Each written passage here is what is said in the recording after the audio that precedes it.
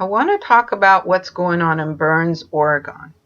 I've seen that both a longtime Burns resident and an LA reporter says that UN paramilitary are on the ground in Burns and that they're basically all over. They're also, I've heard, at the refugee. Besides this is very little that's coming out on what's going on. The LA reporter did say that these people had French license plate and that there was quite a few of them in white SUVs. It doesn't seem like a lot of media is covering this.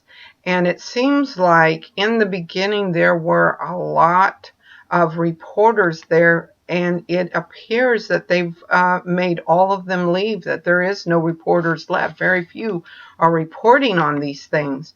And so the reporters seem like not much information is going on. Like, well, if they're if the UN paramilitary or the French mercenaries are out at the refugees, what happened to the young boy Frey?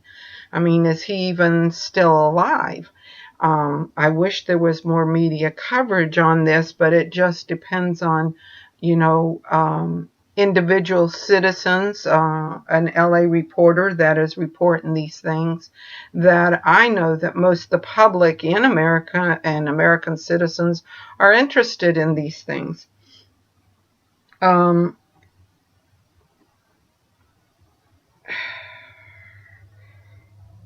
I want to say, basically, what is going on in Burns is very significant. It stands for basically everything, everybody.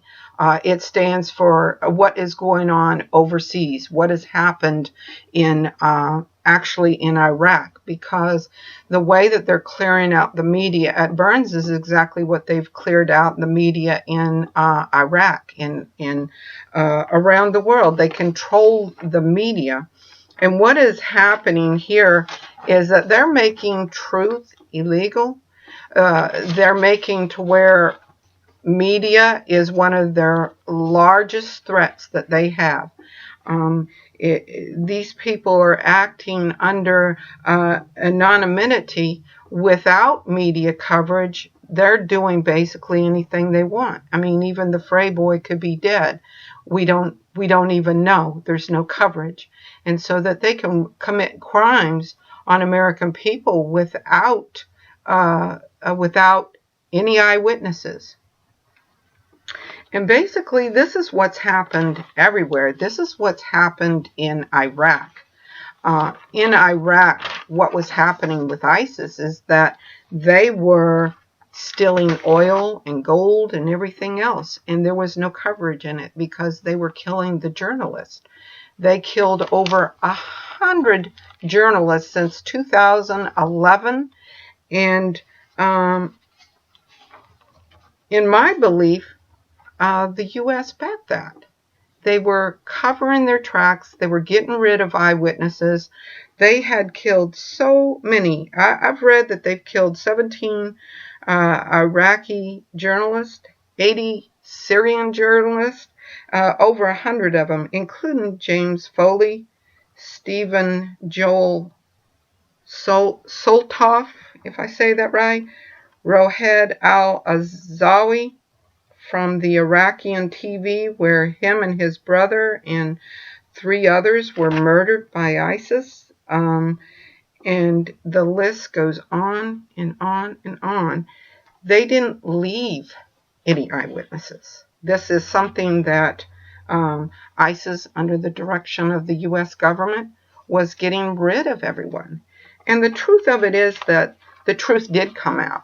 When Russians took over Iraq and Syria, the Middle East, went over there, photos and images were coming out of Iraq and Syria, of the ISIS, where they were loading their tankers full of the oil, and they have a lot of photos of that. And so basically these pictures that were coming out of there were saying, they were killing all those people for the oil, because they had up to some of the reports that I've read. Let me get it right.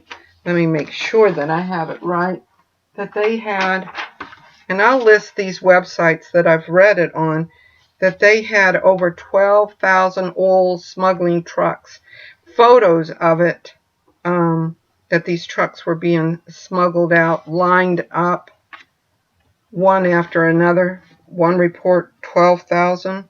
Another report was 1,300 trucks full of oil. This is all in coming out of Iraq. They say that the ISIS is using to transport the oil to Turkey through a Zakoa checkpoint. And we would have never known anything unless it was for the Russians, who allowed images to start coming out only in December. And we didn't know anything. And so it is important, very important, for us to get information out. We should never allow the U.S. to tell us that truth, information, that we want to have liberty of the media, that we shouldn't be told that it's illegal. The truth should never, ever be illegal. And these images now are coming out of Russia, which really is very telling, tells the truth about what's going on in Iraq, thanks to Russia under Putin's direction, or we would have never had these images. But also I'm very worried about Burns, because I think it's on the onset of shutting down media that's going there. And I have so many questions. I don't even know if the young boy Frey is even still alive. I really wish for the best of him, because like he said, his group never even broke a window out there in the refugee, and they did nothing basically but sit out there. That was basically their crime, which is not a crime. They did not commit a crime. They committed no vandalism or anything out there, and it is important to get this out there. I mean, he could be dead just because, there's no media coverage on it. And I feel that media coverage is very important. So I hope there will be more media coverage on what's happening in Burns. I pray for everyone out there. God bless you.